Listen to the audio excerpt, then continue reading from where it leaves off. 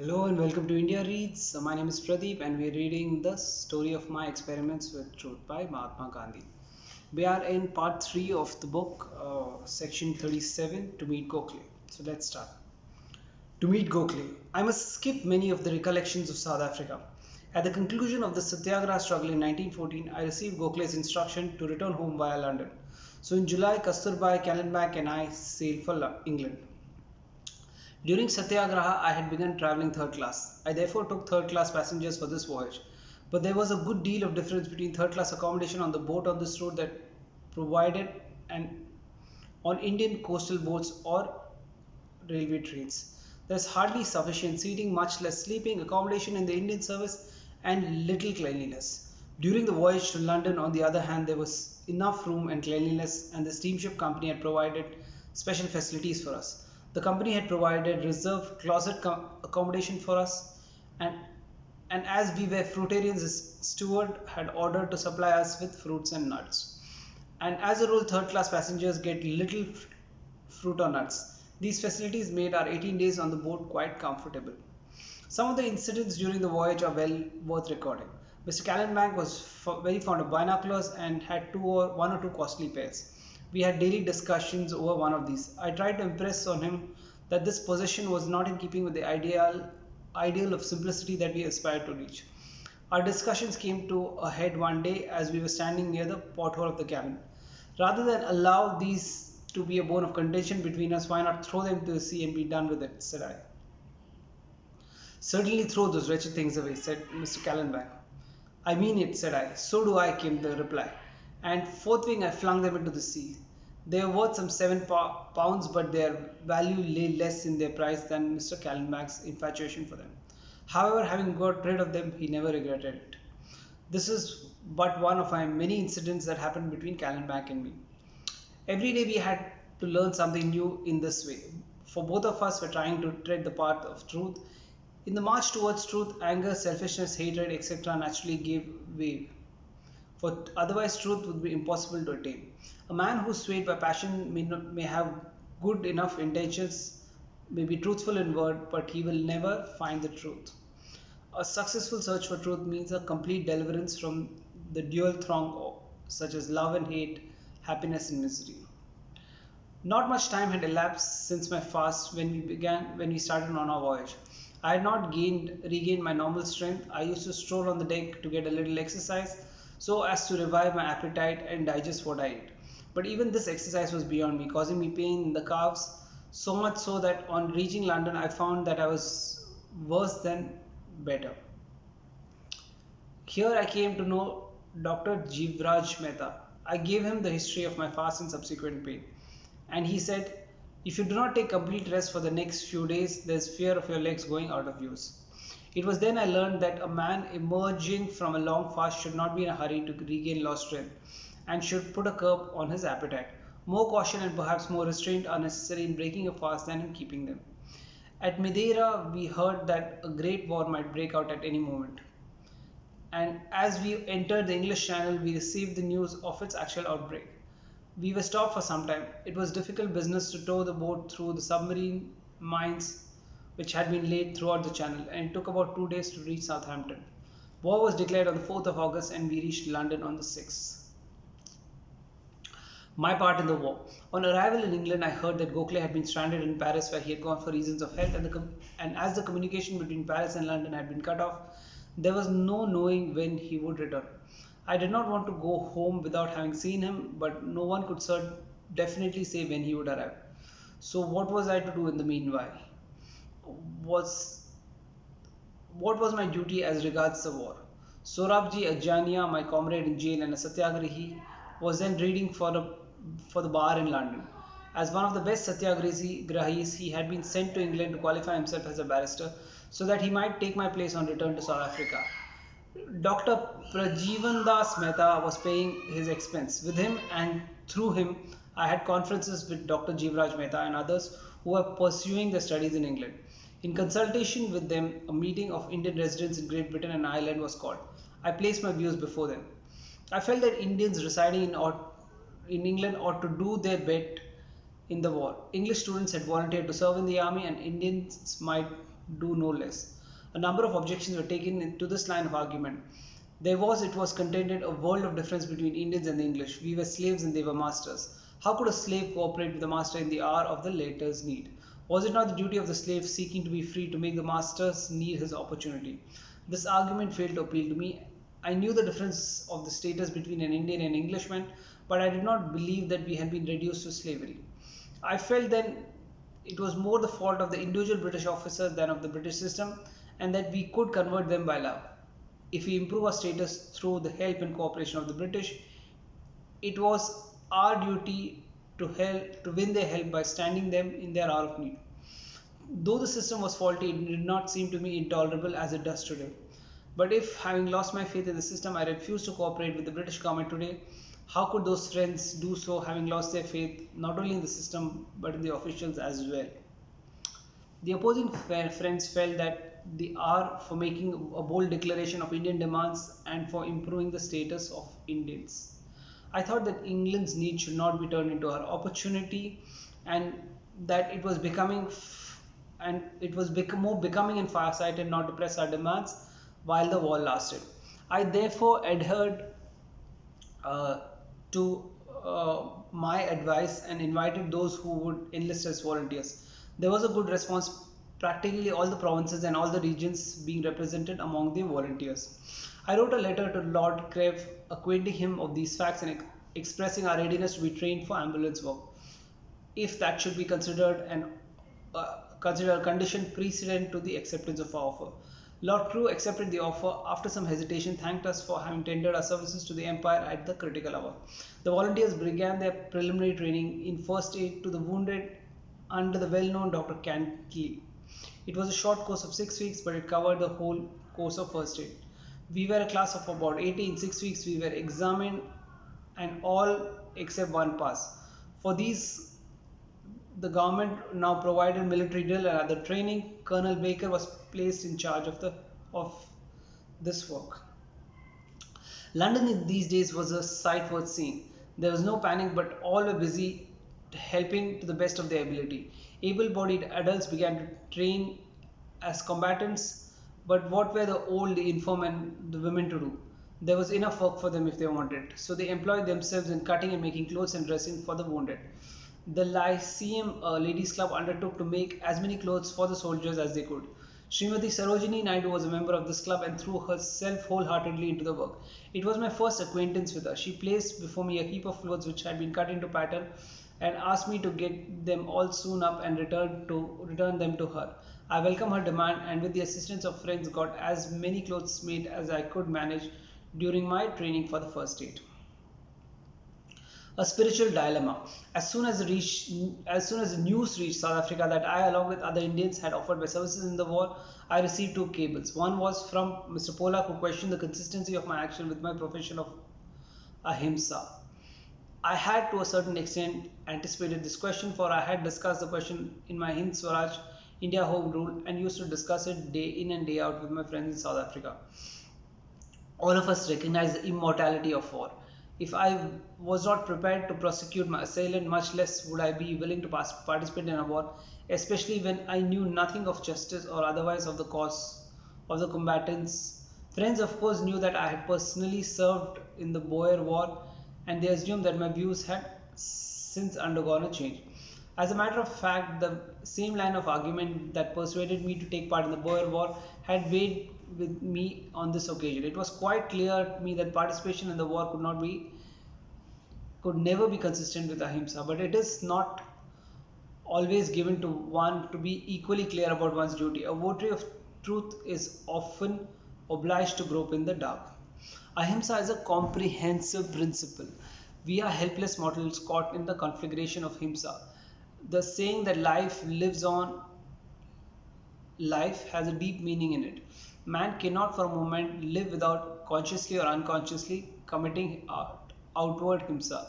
The very fact of his living, eating, drinking, and moving about necessarily involves some himsa, destruction of life, be it ever so minute. A votary of ahimsa therefore remains true to his faith if the spring of all his actions is compassion. If he shuns to the best of his ability the destruction of the tiniest creatures, tries to save it, and thus incessantly strives to be free from the deadly coil of himsa. He will be constantly growing in self-restraint and compassion, but he can never become entirely free from outward himsa. Then again, because underlying himsa is the unity of life, the error of one cannot but affect all, and hence man cannot be fully free from himsa. So as long as he continues to be a social being, he cannot but participate in the himsa that the very existence of society involves. When two nations are fighting, the duty of voluntary ahimsa is to stop the war. He who is not equal to that duty, he who has no power to resisting war, he who is not qualified to resist war may take part in the war, and yet wholeheartedly try to free himself, his nation, and the world from war. I'd hope to improve my status and that of my people through the British Empire. Whilst in England, I was enjoying the protection of the British fleet and taking shelter as I did under its armed might. I was directly participating in its potential violence, therefore, I decided to retain my correct connection with the Empire and live under its banner. One of the three courses was open to me. I could declare open resistance to the war and, in accordance with the law of Satyagraha, boycott the Empire until it changed its military policy, or I could seek imprisonment by civil disobedience of such of its law as were fit to be disobeyed, or I could participate in the war on the side of the empire and thereby acquire the capacity and fitness for resisting the violence of war. I had lacked this capacity of fitness as I thought there was nothing for it but to serve in the war. I make no distinction from the point of view of ahimsa between the combatants and the non-combatants. He who volunteers to serve a band of dacoits by working as their carrier or their watchman while they are about their business, or their nurse when they are wounded, is as much guilty of dacoity as the dacoits themselves. In the same way, those who confine themselves to attending to the wounded in battle cannot be absolved from the guilt of war. I had argued the whole thing out to myself in this manner, and before I received Pollock's cable, and soon after its receipt, I discussed these views with several friends and concluded it was my duty to serve in the war. Even today, I see no flaw in that line of argument, nor am I sorry for my action, holding as I then did views favorable to the British connection. I know that even I know that even then I could not carry conviction with all my friends about the correctness of the position. The question is subtle, it admits of differences of opinion, and therefore I have submitted my argument as clearly as possible to those who believe in ahimsa and those who are making serious efforts to practice it in every walk of life. A devotee of truth may not do anything in deference to convention. He must always hold himself open to correction, and whenever he discovers himself to be wrong, he must confess it at all costs and atone for it. Miniature Satyagraha. Though I took part in the war as a matter of duty, it chanced that I was not only unable to directly participate in it, but actually compelled to offer what may be called a miniature Satyagraha even at this critical juncture.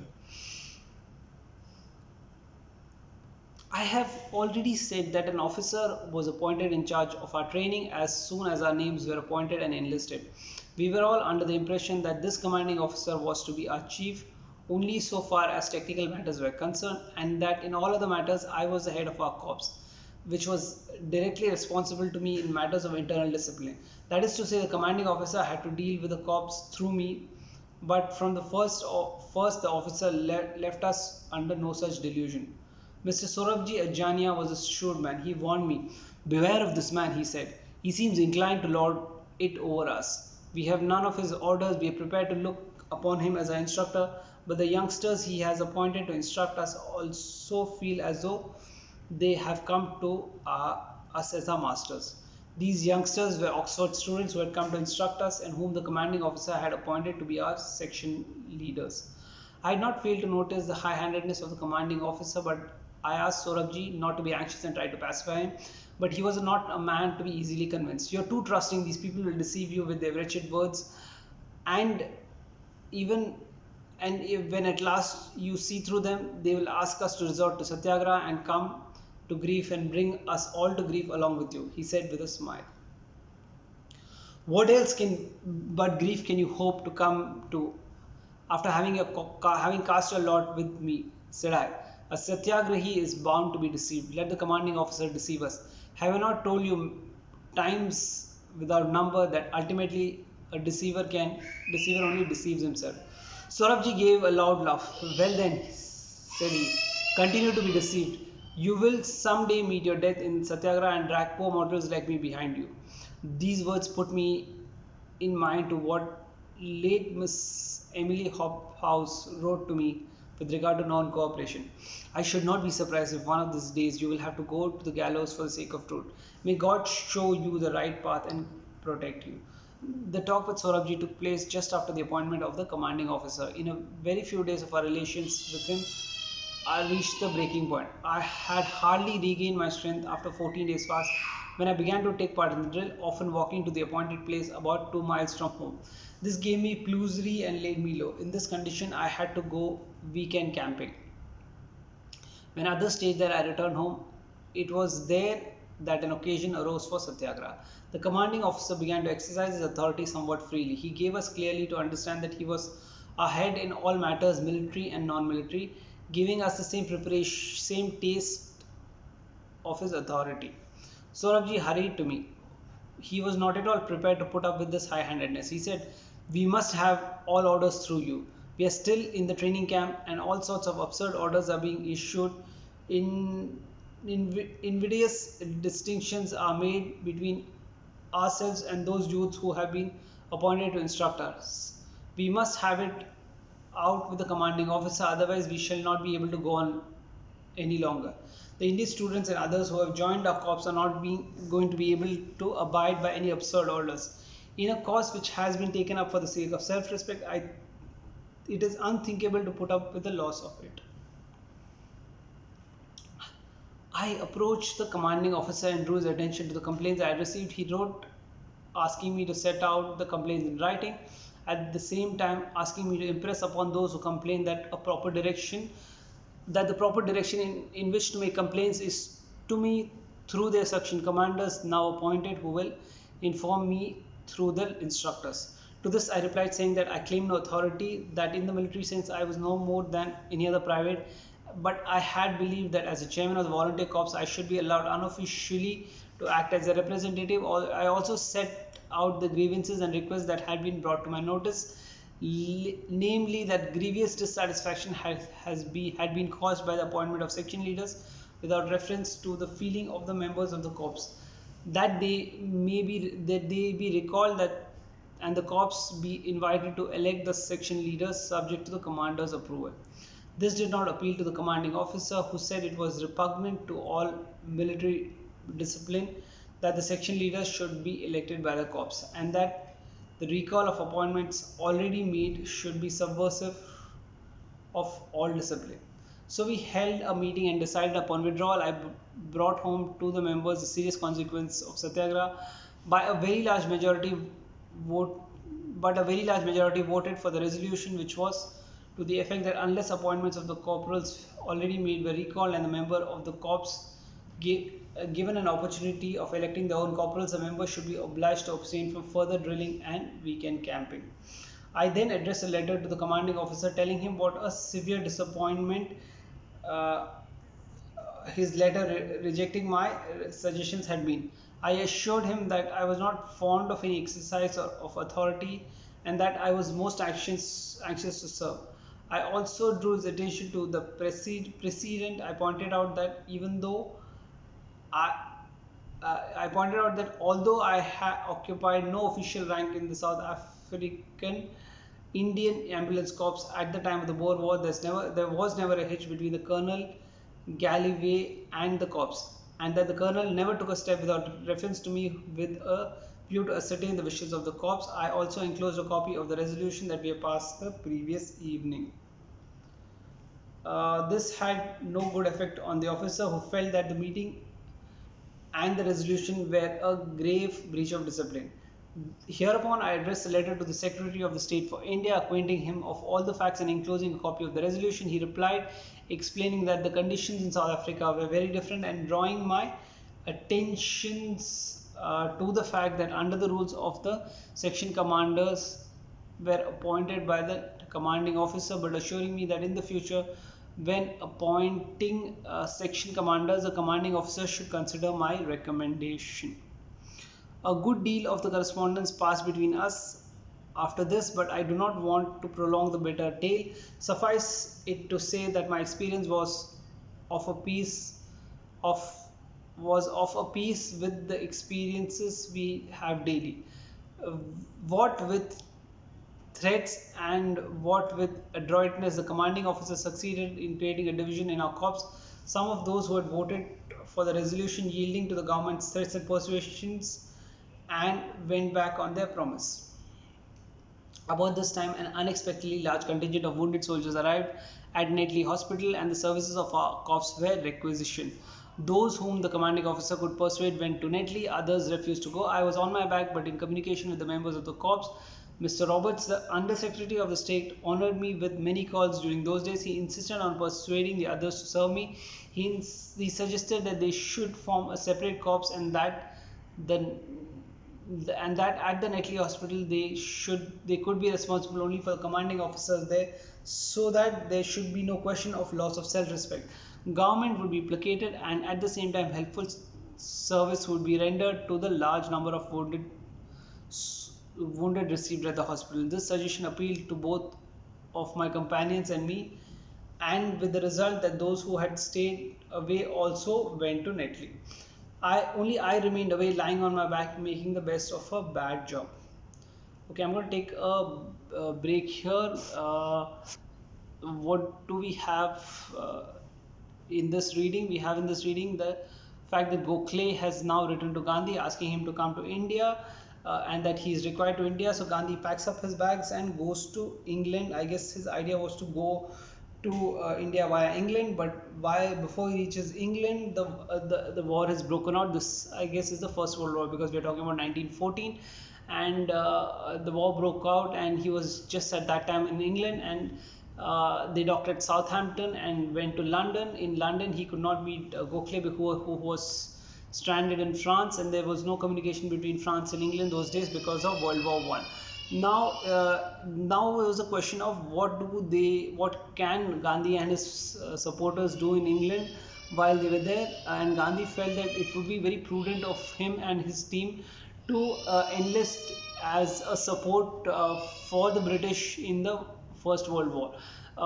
There were a lot of inconsistencies, as his followers saw, as his friends and followers saw, with his concept of ahimsa and his participating in the war on the side of the British. But Gandhi was very clear in his head. He felt that in life there are multiple options. The first option is complete ahimsa, where you will not participate in any kind of war. The second could be that you use the opportunity and negotiate with the British, which is what he was advised throughout, and say that you do not you will take part as a support to the empire,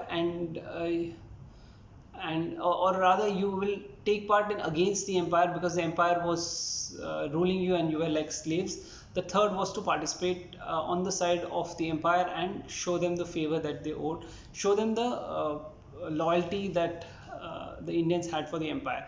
Now, a lot of people felt that there was no need for Indians to get involved in the war, because Indians were under the British, and so they were slaves, and it didn't make sense for a slave to work with his master.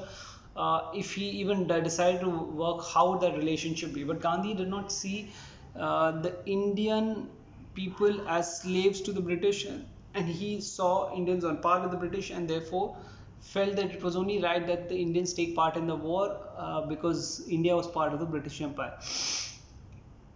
However, the concept of non-cooperation and all that came subsequently to Gandhi's mind, and therefore when the book was written, he had already launched forth his disobedience or non-cooperation movement, and therefore he is kind of justifying why he took part in the war. He had obviously, people who knew Gandhi well knew that he had already taken part in the Boer War, supporting the British, so he was doing his duty as he saw right. He was part of the ambulance corps, he created the ambulance corps which was taking care of the sick and the wounded and the dying, and he did that in the Zulu rebellion also. So even for World War One on the British side, that was what he had proposed, and his proposal was accepted, and he was quite happy for that.